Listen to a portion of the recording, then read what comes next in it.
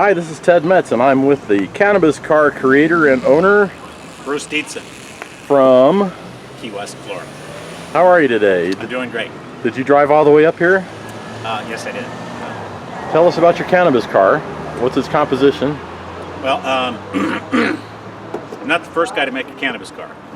Henry Ford. Henry Ford did one in 1941, and he made his body not only out of cannabis, but also he used other plants as well, like wheat straw and flax and soy for the resin. And he did it not because it would make a greener car. He did it back in 1941 because he wanted to benefit Americans, American farmers, and at the time he didn't know it, but he actually created the greenest car in the world, because not only did he make the car out of plants, and therefore he sequestered CO2 out of the atmosphere, turned it into a durable good, but he also burned a liquid fuel which was made from the remnants from his cannabis plants, his cannabis hemp plants. Was it biodiesel or was it just alcohol? It was alcohol. It was ethanol, but in order to make ethanol from the leaves and the stalks and the herd of a cannabis plant, it's extra step is required, so it's called a cellulosic ethanol.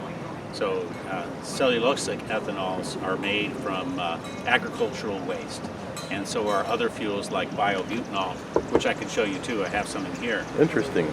So all of those will actually run in any of these cars, and with very little modification to today's automobiles. And right. if the fuel is made correctly, it can actually be almost carbon neutral fuel, making it about almost five times greener than electric cars are today. And the other thing about ethanol, Henry Ford's earliest cars, the Model Ts, were actually designed to run on gasoline or alcohol. Yes, that's true. They had two little levers on it. One would change the mixture, the fuel mixture, and the other one would change the timing. And you could fill up with the fuel that you made on your farm, which was alcohol-based, go into the city, change those two little dials, and you can fill up with Rockefeller's gasoline. And I understand also that part of the prohibition on hemp was due to Rockefeller wanting to sell oil instead of allowing farmers to create their own alcohol fuel. There are a lot of stories like that, yes. As well as Mr. DuPont inventing nylon. Yeah, you probably read Jack Herer's book. Yes. Probably so. Probably so. And some people have questioned whether those things are true or not, but they very well could be. The same things are happening in Congress today. Well, yeah. Big money, favorable laws. Yeah, but really, quite frankly, what I'm hoping for is that we're going to be at the point very soon, simply because even the oil companies are finally saying that they're the ones that are creating the problem with the atmosphere, etc. And so what I'm hoping is that even the oil companies will be coming around, seeing the opportunity to change their fuels from being fossil fuels to being plant-based fuels. The technology is there right now, actually, to make carbon-negative fuels, believe it or not. So all the cars that are driving on the road right now could actually be reversing climate change if we simply change some things and start doing them correctly. So, right. I'd like to ask you one last question about the tensile strength of your material versus steel or any other type of body material. Is your camera going to pick it up if I pound on the hood over here? I can certainly try. Okay. We're walking to the hood of the car. Go ahead. Well, what Henry Ford used to do back in 1941. With a sledgehammer, I've seen the video. Hi guys.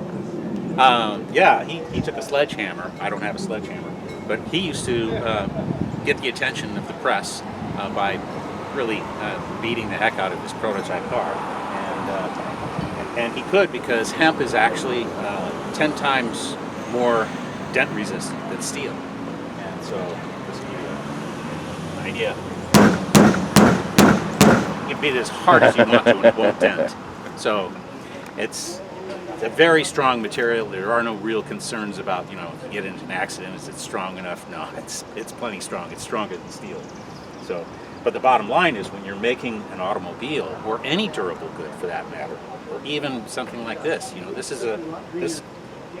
this shirt is made out of hemp. So when you make products out of plants, right, you're actually helping the environment. So, Absolutely. especially if it's a durable good that can last for 50, 60, 70, 100 years, right? It's taking that out of the circulation. But it would put car manufacturers out of business. Not at all. No, not at all. Their cars might last longer, but for that matter, carbon fiber is being used. That can last forever. Fiberglass can last forever.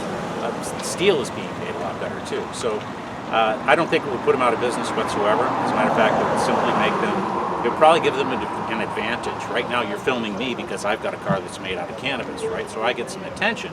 If Ford decided tomorrow and started making some cars out of cannabis, they'd get a lot more attention than I'm getting right now. Absolutely. Because people want green cars, and we can do it. The technology is there today. We can switch over the fuels and make either carbon neutral or even carbon negative fuels. And I'm going to be talking about all those aspects tonight at the Hemp History event here in Atlanta. All right, where can people find you on the interwebs? On the interwebs, it's you can go to renewsportscars.com and you can learn all about the Cannabis Car there.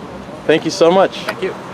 Don't you want a car that runs on cannabis? And my wife, she would agree. Use cannabis for paper and not a tree. Use cannabis for clothing instead of cotton. It even grows wild without the pesticides that give us cancer. Don't you want a car that runs on cannabis? Ufona, akuya kule cannabis. Ufona, akuya kule cannabis. Ufona, akuya kule cannabis. Some people say that oil pollutes and drilling into the ground is killing our roots.